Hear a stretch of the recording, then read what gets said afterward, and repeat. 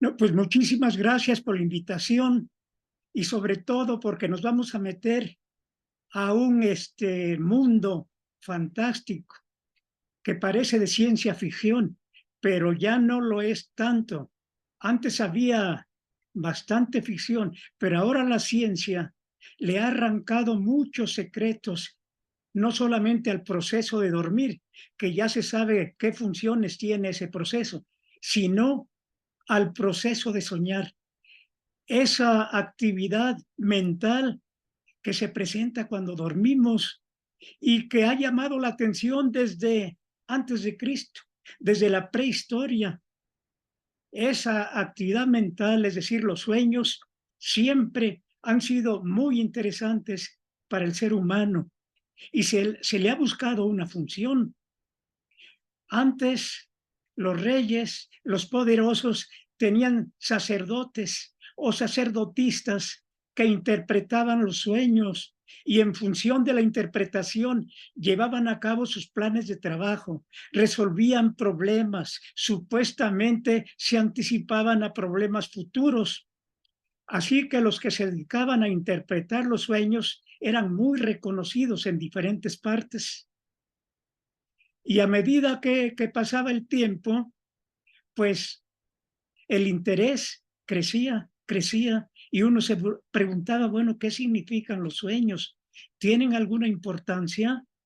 ¿O simplemente es un epifenómeno que se presenta mientras dormimos? Bueno, hay muchas preguntas. Aún ahora en el siglo XXI sigue habiendo más preguntas que respuestas, pero sigue siendo bastante interesante. ¿Qué significa esa actividad mental llamada sueño? ¿Dónde se genera? Bueno, ya se sabe, cuando menos la ciencia nos está dando datos de que se genera en el cerebro, en diferentes partes, en forma de redes, se comunican unas áreas con otras para integrar una historia que nos cuenta el cerebro durmiente. Cada vez que dormimos puede surgir una historia que inventa nuestro cerebro, pero no la inventa de la nada. Esas historias surgen de las vivencias del propio individuo. A veces se distorsionan, pero tienen su base en lo que el individuo almacena en su memoria. Mientras estamos despiertos, nos conectamos con el medio que nos rodea a través de las vías sensoriales y a través de esas vías sensoriales conducimos información a diferentes partes del cerebro que se almacenan en forma de memoria y que es importante porque eso nos permite sobrevivir, porque ya vamos aprendiendo qué problemas se pueden presentar y cómo resolverlos. Pero curiosamente, un tipo de información semejante se presenta cuando dormimos, ya en ausencia de los estímulos que generan ese tipo de información. De alguna manera, el cerebro obtiene información ya almacenada para integrar historias de diferentes características. Algunas son agradables, otras terroríficas, pero algún significado funcional deben de tener. Y es lo que vamos a tratar de indagar. ¿Qué es lo que nos dice la ciencia? Ha avanzado mucho la ciencia y la tecnología, de tal manera que nos ha permitido no nada más analizar la conducta del durmiente, sino también es posible observar el interior del cerebro por medio de diferentes técnicas y de esa manera comparar cómo se activan diferentes áreas cerebrales mientras estamos despiertos, pero también mientras estamos durmiendo, mientras soñamos, ya podemos observar qué áreas cerebrales se están activando y en función de esa información, pues uno puede intuir o deducir el contenido a grosso modo, más bien el tipo de sueños, si es de tipo visual, auditivo, o en fin, qué vía sensorial está comprometida. Todavía no podemos contar la historia, pero cuando menos ya se puede saber qué tipo de información puede estar manejando el durmiente mientras está soñando. Y se pueden integrar varias tecnologías para analizar esto que les estoy mencionando. Una muy importante y muy antigua es que se detectó que el cerebro genera actividad eléctrica. Es un órgano que genera actividad eléctrica y que con equipos adecuados, esa energía eléctrica que genera el cerebro se manifiesta como ondas de frecuencia y amplitud variable. Pero esas ondas tienen un significado funcional que todavía no se conoce con precisión qué significan esas ondas. Pero cuando menos se han convertido en una herramienta poderosa para indicarnos si el sujeto está despierto o si está dormido. Y además nos puede indicar la profundidad del sueño. En ese sentido, la actividad eléctrica cerebral es fundamental y ha sido básico entonces para estudiar un cerebro despierto o un cerebro dormido. Aquí, por ejemplo, en la pantalla les estoy proyectando diferentes trazos que representan actividad cerebral de frecuencia y amplitud variable y que eso tiene un significado. Aquí donde estoy corriendo la flecha, el cursor, les estoy mostrando una actividad cerebral rápida y de baja amplitud. Es la que tienen ustedes. Es la que se presenta cuando uno está despierto y poniendo atención. Pero si ustedes se cansan al rato porque consideran que ya duró mucho tiempo esta plática, ya me cansé, me estoy aburriendo, voy a cerrar un poquito los ojos, ciérrenlos. Ahorita pueden cerrarlos, aunque todavía no se aburran, no se cansen. En cuanto cierran los ojos, aparecen este tipo de actividades que estoy señalando, que se llama actividad alfa, que tiene una frecuencia, son ondas de 8 a 13 por segundo y que se presentan sobre todo en la parte posterior del cerebro, el área que se ha especializado para ver. Ahí llega la información de la vía visual. Pues bien, al rato que se cansen, cierren los ojos y les puedo apostar que tienen ondas alfa ahí en su cerebro. Están despiertos, pero han cerrado los ojos. Si se prolonga la plática, se van a cansar, unos de ustedes van a empezar a cabecear, a dormitar, y aunque digan que están poniendo atención, su cerebro los traiciona, porque la actividad cerebral va a cambiar progresivamente, se hace más lenta y de mayor amplitud. Eso indica que están pasando a diferentes profundidades del sueño, hasta que en un momento determinado observamos que su cerebro emite ondas muy lentas y de gran amplitud. Esta persona, aunque dice que está poniendo atención, está profundamente dormido. Y después de 90 minutos, afortunadamente la plática no va a durar más de 90 minutos, van a empezar a caerse porque pueden entrar a otro tipo de sueño, que es el sueño que se llama MOR, de movimientos oculares rápidos, y que le llaman la fase de los sueños, porque es ahí sobre todo donde se presentan las ensoñaciones, que es el objetivo de esta plática. Entonces, ni modo, les voy a decir que no van a tener oportunidad de soñar, porque esto se presenta después de 1 hora y no vamos a durar más de 1 hora, a no ser que alguno de ustedes llegue privado de sueño. Anoche no durmió, se fue al malecón.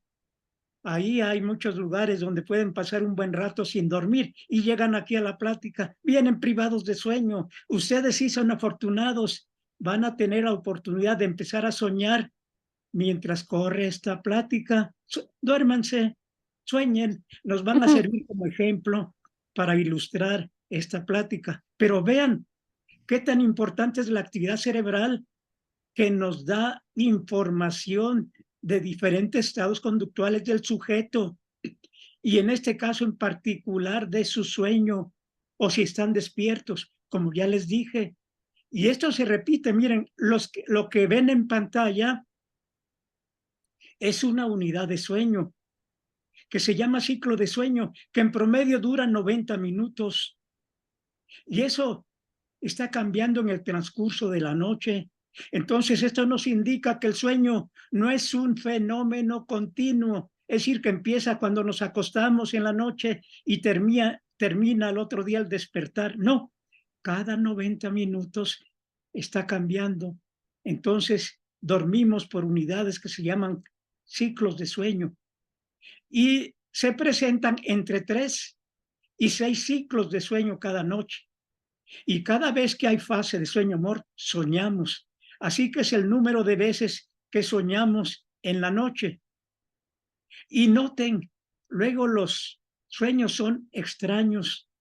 Aunque forman parte de la vivencia de los individuos, luego se hacen combinaciones muy extrañas. Pero es como imaginar.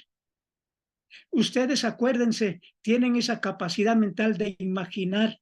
Cuando están despiertos, pueden imaginar objetos, cosas, personas.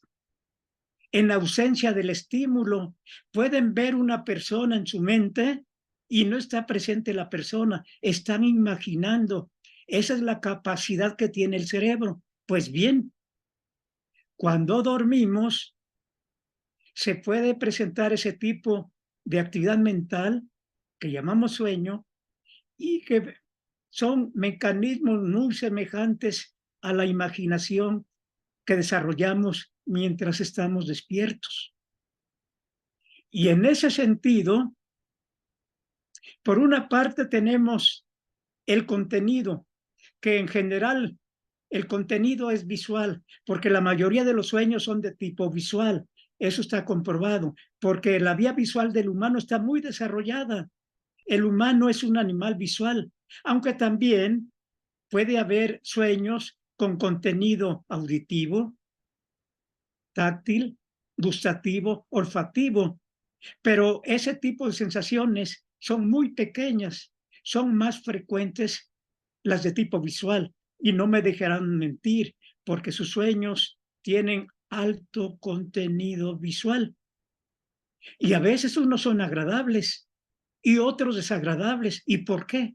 Bueno, ahí interviene el cerebro. No voy a entrar en detalle, pero a grosso modo aquí ven de perfil un cerebro y ahí en el cerebro se ve un sistema, el llamado sistema límbico, que regula las emociones.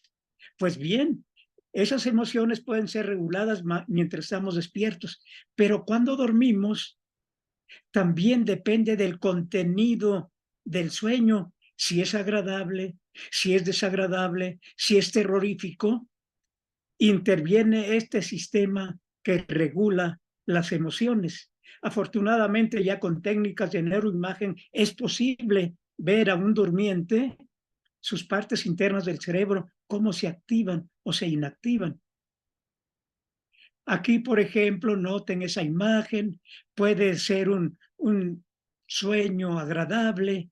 Ahí ven una niña flotando hacia las estrellas, o también esta niña mirando el horizonte, un cometa que cae, se ve que la niña está contenta y ahí ven otro tipo de niña flotando en el espacio.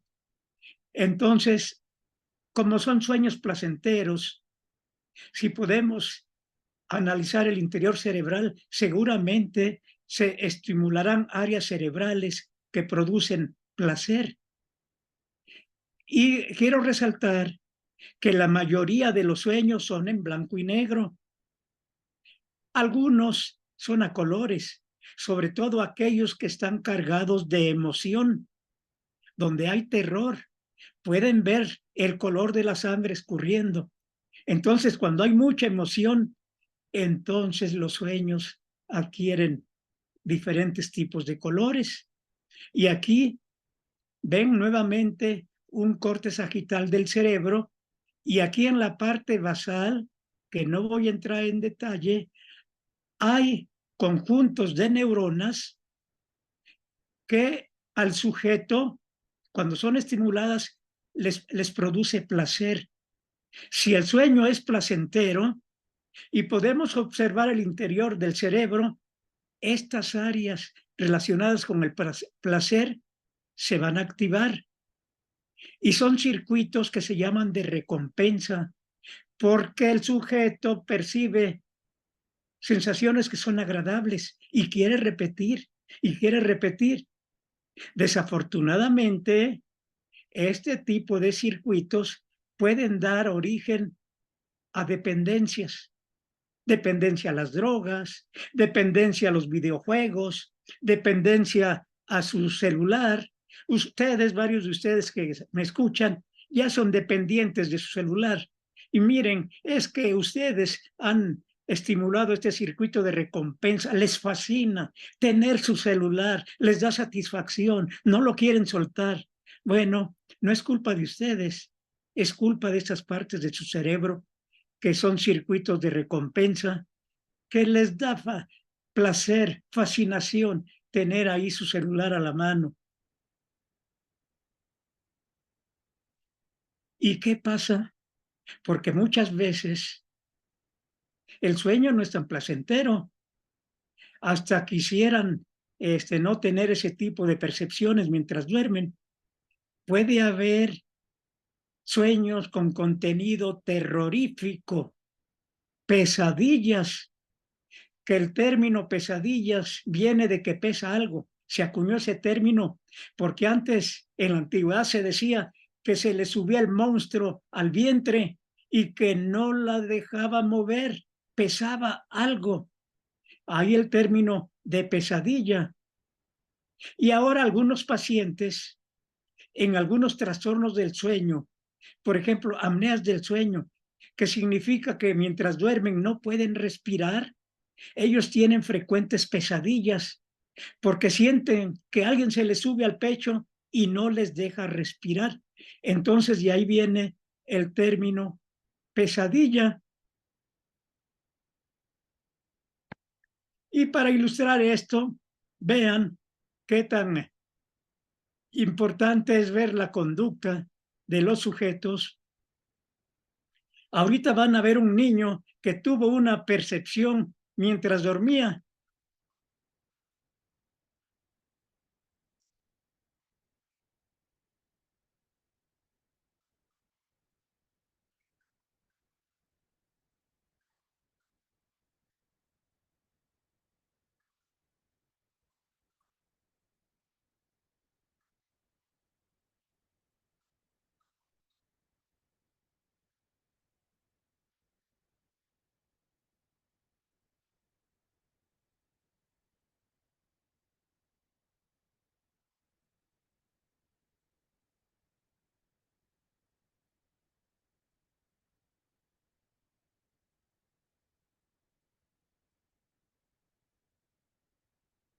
Entonces, como ven, ahí como un niño que estaba durmiendo despertó con una expresión de terror, pupila dilatada, sudando, pelos parados. Entonces, eso quiere decir que mientras dormía, su contenido mental tenía escenas terroríficas. Entonces, mientras dormimos, no podemos distinguir la realidad de lo que existe y no existe. Entonces, pues uno cree todo lo que está pasando dentro del cerebro. Y ya vieron cómo este niño despertó aterrorizado. Bueno, aquí lo que le estoy poniendo es un retrato de un pintor que, que pintó precisamente esta pintura hace varios siglos para ilustrar las pesadillas. Como les decía que el sujeto cuando dormía, en este caso una mujer, sentía que se le subía el monstruo al vientre y no la dejaba respirar. Entonces algo pesa y era terrorífico. Entonces de ahí pesadilla, pesadilla, de ahí surgió ese término de pesadillas. O también si alcanzan a ver aquí en el fondo la cabeza de una yegua. Y en inglés pesadilla es nightmare, la yegua de la noche. Pues bien, ahí está la yegua de la noche o pesadilla en inglés. Entonces, frecuentemente se hace alusión a este cuadro que se pintó hace siglos para tratar de explicar cómo concebían esos sueños terroríficos antes, que se llaman pesadillas. Y ahí está el pintor que hizo este cuadro. Pero les decía que esas percepciones mentales van acompañadas de una reacción generalizada de todo el cuerpo, porque ese tipo de percepciones producen terror, estrés, ansiedad. Bueno, pero ¿qué pasa dentro del cerebro? Bueno, pues ahí se activan varias vías. Una, cuando el sujeto tiene un sueño terrorífico, puede desarrollar una cadena de eventos que a partir de su percepción terrorífica se activa el hipotálamo, de ahí pasa a la adenohipófisis que libera hormonas y que van a las glándulas suprarrenales que liberan otras hormonas, y esas hormonas aportan energía al organismo. Entonces, este tipo de reacción prepara al individuo para defenderse. O se defiende o muere, huye o pelea. Eso sucede cuando estamos despiertos. Pero también al dormir con una pesadilla, pues el organismo reacciona ante un peligro eminente según su cerebro para defenderse. Así que hay esta reacción generalizada que puede ser a través de esas glándulas, como les decía, la hipófisis, o bien otra vía más directa que va directamente del cerebro, hipotálamo, hacia las glándulas suprarrenales, pero a su centro, en la médula, y ahí se liberan otras hormonas como adrenalina, noradrenalina, cuyo objetivo es aportar energía para que el organismo se defienda de esa amenaza. Tiene más fuerza muscular, actividad cardíaca se incrementa, la presión arterial se incrementa, nivel de atención se incrementa, es decir, lo prepara para pelear o para huir, porque de eso depende de su sobrevivencia. Esto sucede regularmente mientras estamos despiertos, pero al dormir, en las pesadillas, esos sistemas también se activan. Y también recuerden ustedes que a través de la cara, que luego se dice que la cara es la expresión del alma, porque viendo la cara uno puede distinguir el estado de ánimo de los sujetos, si está contento, si está triste, si tiene miedo, si está enojado. Entonces, eso sucede, ustedes tienen la experiencia, tienen la capacidad de deducir el estado de ánimo de la persona que tienen enfrente, nada más por la expresión de la cara. Pero ¿qué pasa durante el sueño? Mientras estamos soñando. Bueno, ya con unos colegas del Instituto de Psiquiatría, llevamos a cabo una serie de experimentos en mujeres con problemas emocionales. Se les ponía a dormir y se les despertaba unos minutos después de que empezaban a soñar.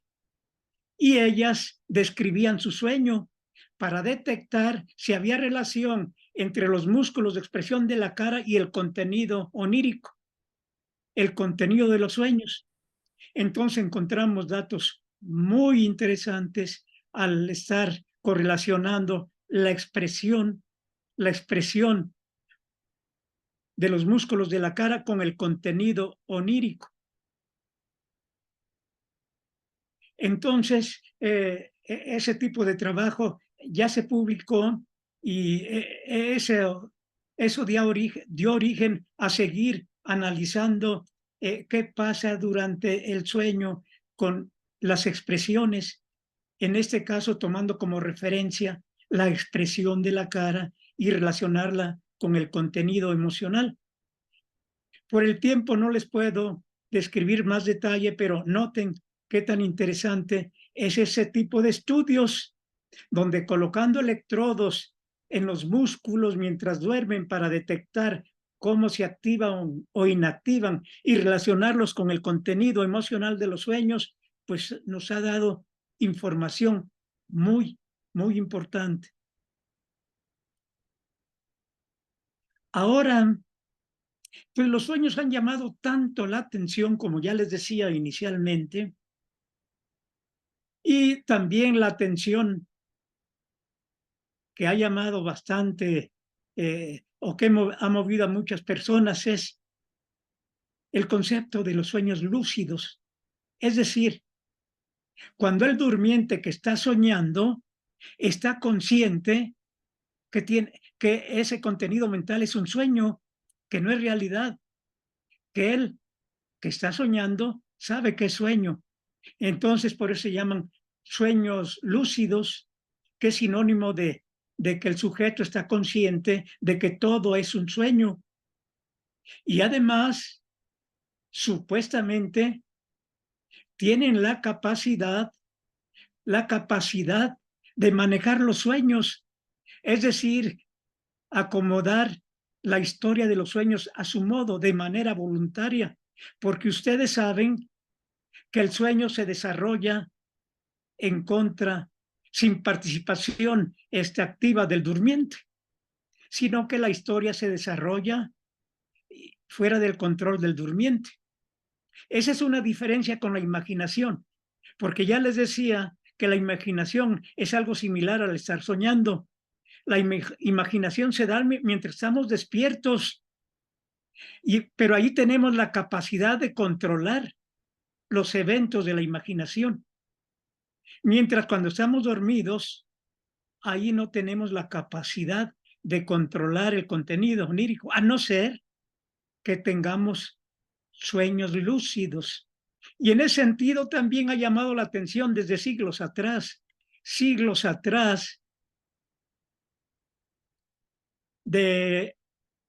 vean ahí les pongo un artículo original de Leon Derby, que se dedicó a estudiar miles de sueños lúcidos. Por ahí seleccionó a sujetos que indicaban que tenían sueños lúcidos y de esa manera estudió ese tipo de sueños lúcidos y se siguen estudiando.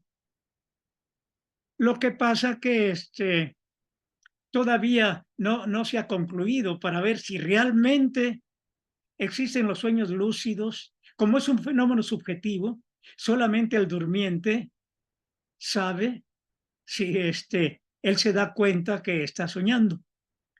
Pero ya ha habido muchas técnicas que han tratado de analizar la presencia de sueños lúcidos. Entonces, se han desarrollado varias técnicas para analizar el sueño, la importancia del sueño, la función del sueño. Con las técnicas de neuroimagen, ya les decía, es posible analizar el interior del cerebro, cómo se activan unas áreas y otras no, mientras están soñando. Y también hay modelos animales, se han implementado modelos animales para tratar de indagar la naturaleza de los sueños. Aquí, por ejemplo, están viendo un gato que está siendo preparado, porque el gato ha sido un modelo muy interesante, muy importante, porque ha dado mucha información acerca de los mecanismos anatómicos, neurofisiológicos, neuroquímicos que regulan el sueño. Y ahí, por ejemplo, tenemos un modelo. Ahí, del lado derecho, pues estoy ahí hace años. Y enfrente de mí está otro colaborador, ahí tratando de sacarle información al cerebro de un gato. Y ahí, para seguir la pista de esa información, me fui a Francia, a uno de los laboratorios líderes en estudios del sueño. Ahí me ven con un investigador francés, también siguiendo la pista al significado del sueño. Y en ese sentido, ya les decía que el cerebro genera energía eléctrica que se manifiesta con ondas de frecuencia y amplitud variable.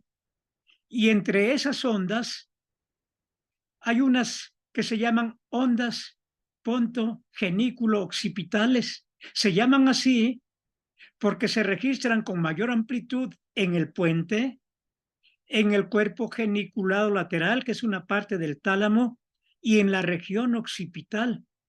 De ahí el nombre, ondas pontogenículo-occipitales, y que a estas ondas se les ha relacionado con el origen de los sueños. Son ondas que se generan en el tronco cerebral y ahí ascienden. Y aquí en pantalla le estoy poniendo unas publicaciones que hicimos acerca de ese tipo de ondas. Y miren, aquí se las presento.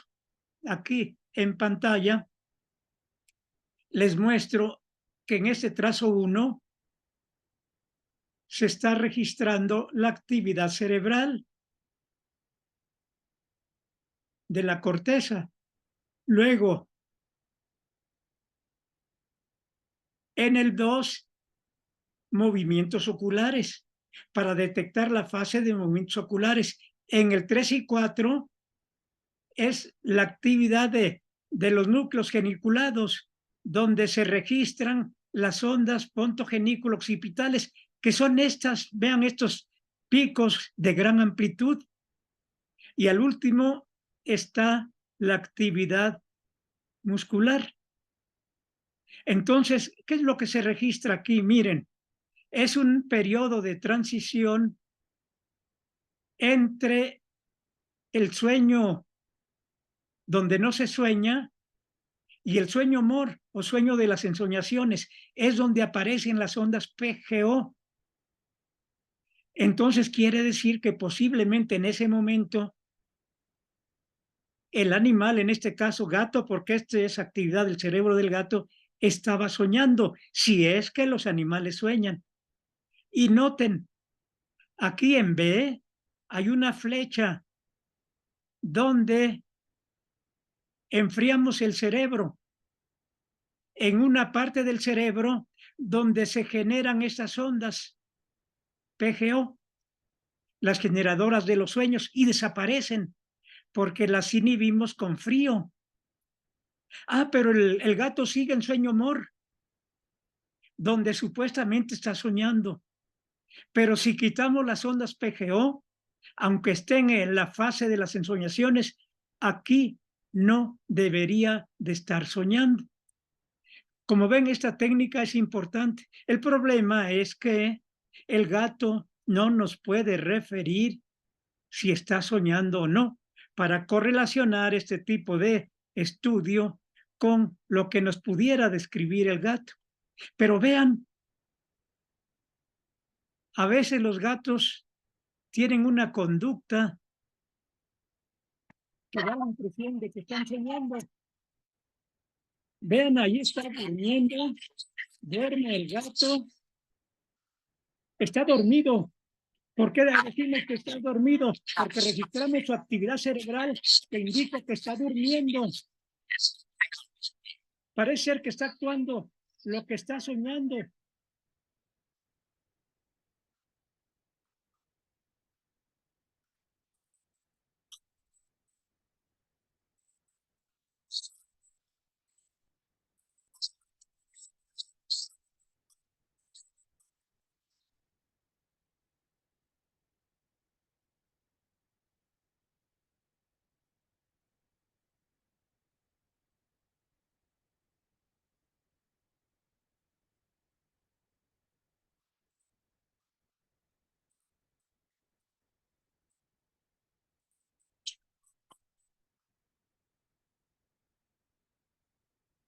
Entonces vieron la conducta del gato, vieron la conducta del gato y da la impresión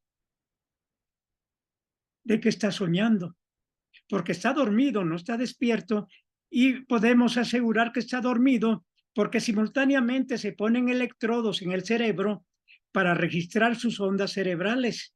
Y en ese momento, esas ondas cerebrales indican que el gato está dormido.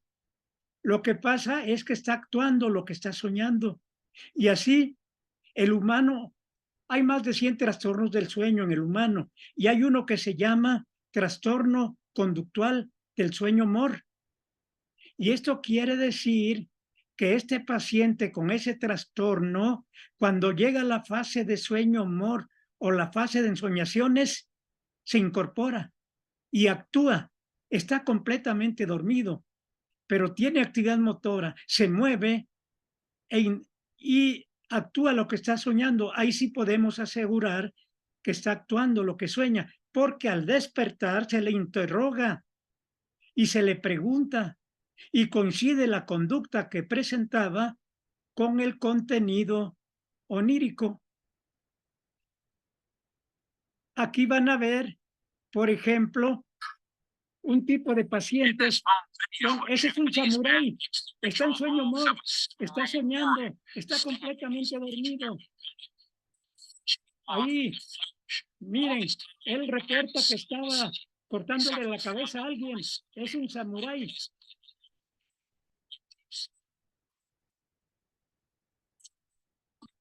Y vean, allá hay un montón de...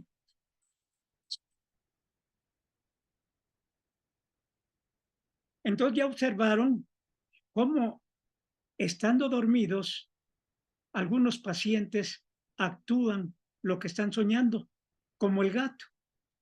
Y entonces es muy probable que ahí las ondas PGO jueguen un papel importante para que se generen este tipo de sueños. Aquí, por ejemplo, aunque no entre en detalle, les voy a mostrar que el lugar donde se generan estas ondas ponto, genículo, occipitales, es en el tronco cerebral. Aquí está marcado en morado.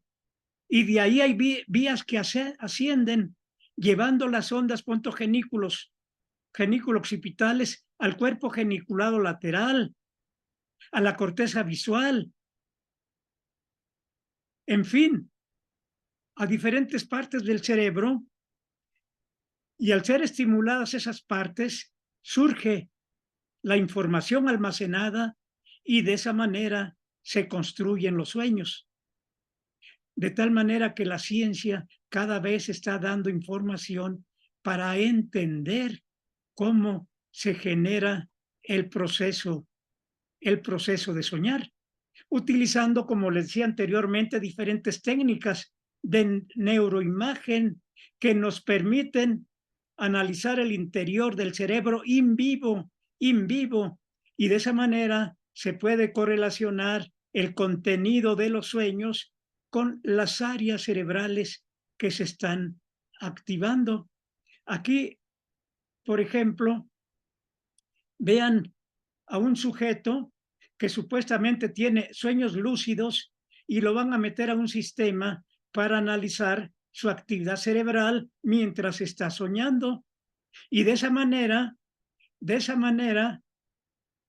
así in vivo, se activan diferentes áreas del cerebro. Como ven aquí, esas fueron obtenidas de un sujeto in vivo que está soñando. Del lado izquierdo, en azul, es el área que controla el movimiento de la mano izquierda. Y del otro lado, la mano derecha. Cuando le dicen mueve la mano derecha, izquierda, se activan las áreas del cerebro que controlan el movimiento. Y del lado derecho es una imagen obtenida mientras duerme el sujeto, pero también ahí mueve la mano izquierda y derecha y se activan áreas semejantes a las que se activan cuando estando despiertos movemos alguna parte del cuerpo. Aquí lo mismo es otra imagen que nos describe lo que les estoy mencionando. Además, en Estados Unidos, en el Instituto Tecnológico de Massachusetts, hay un grupo de investigadores que se ha metido a analizar la posible presencia de los sueños lúcidos. Y para eso han estudiado varios sujetos y analizan con técnicas de neuroimagen y con registro de su actividad cerebral cuando empiezan a dormir, porque ahí hay una etapa entre la vigilia relajada y el sueño ligero donde se generan imágenes y supuestamente es en ese momento en que se podrían manipular los sueños lúcidos y de esa manera inducirle al durmiente cierto tipo de sueños. Ya no serían sueños que surgen espontáneamente, sino que podrían manipularse activando diferentes áreas cerebrales en ese periodo de transición entre vigilia relajada y el sueño ligero. Esperemos si en el futuro dan más información convincente y resuelven este problema de la presencia de sueños lúcidos.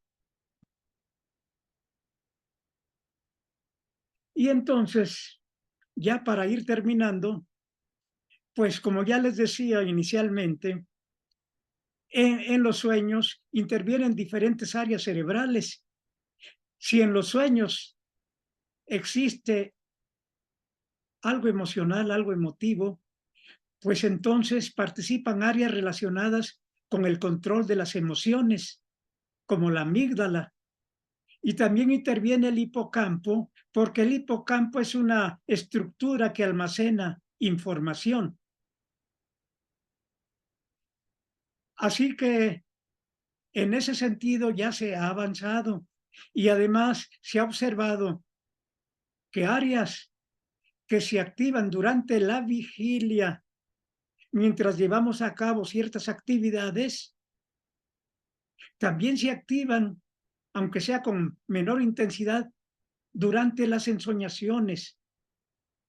Cuando llevamos también actividad, si movemos la mano en vigilia, pues se activa algún área cerebral determinada. Si soñamos que movemos la mano mientras dormimos, bueno, se activa un área cerebral similar. Entonces, noten qué tan importantes son estos datos que se vienen integrando poco a poco para entender, entender el significado de los sueños. Bueno, pues los científicos poco a poco van obteniendo información para entender cómo se generan los sueños, qué partes del cerebro intervienen, pero todavía hay muchas preguntas. Bueno, ¿y tienen alguna función los sueños? ¿O es un lujo de la naturaleza? Bueno, la naturaleza no hace nada en vano. Entonces ya se están analizando las posibles funciones de los sueños. Información que puede surgir también estudiando pacientes que tengan ciertas deficiencias mentales, como problemas de estado de ánimo, de memoria, etcétera. Y en función de eso, pues ya se ha considerado que el proceso de soñar sí tiene bastante importancia para los seres vivos. Porque si tenemos pesadillas, por ejemplo, mientras dormimos, aprendemos a enfrentar esas amenazas que nos pueden ser útiles cuando estemos despiertos. Así que durante los sueños nos entrenamos para defendernos y sobrevivir. Bueno, y también mientras soñamos, esa información se refuerza para quedarse almacenada en forma de memoria. Y también el soñar es importante para las funciones ejecutivas. Nos permite planear, es decir, podemos soñar algo que puede suceder un poco después. Estamos en la etapa de planeación, como cuando estamos despiertos, podemos adelantarnos al futuro. No es que estemos adivinando. Por ejemplo, ya van a ser las 8 de la noche. Algunos de ustedes van a un lugar determinado a cenar. Algunos de ustedes van a ver el segundo tiempo del partido de fútbol. Todavía no lo hacen, pero al rato lo van a hacer. No es que adivinen el futuro, están utilizando la capacidad del cerebro para planear, y los sueños juegan un papel importante para ese tipo de funciones. Desafortunadamente, eso ha dado origen a cierta parte de charlatanería de los sueños premonitorios, que muchos que se dedican a adivinar, a explicar el contenido de los sueños, indican que el sueño premonitorio indica lo que va a pasar después. Ese tema es muy interesante, que vale la pena analizarlo, pero eso lo dejaremos para otra ocasión, porque ahorita el tiempo ya se está venciendo, pero quiero dejarlos con esa inquietud, con esa parte de los sueños premonitorios. ¿Es cierto? ¿Es mentira? ¿Qué aporta la ciencia? Bueno, espérense a la siguiente invitación que me hagan el Maestro Jesús. Podemos analizar esta parte. Por ahora les agradezco su atención y ojalá tengan dulces sueños. Sueñen que va a ganar su equipo favorito. Bueno, pues muchas gracias por su atención y seguimos en comunicación.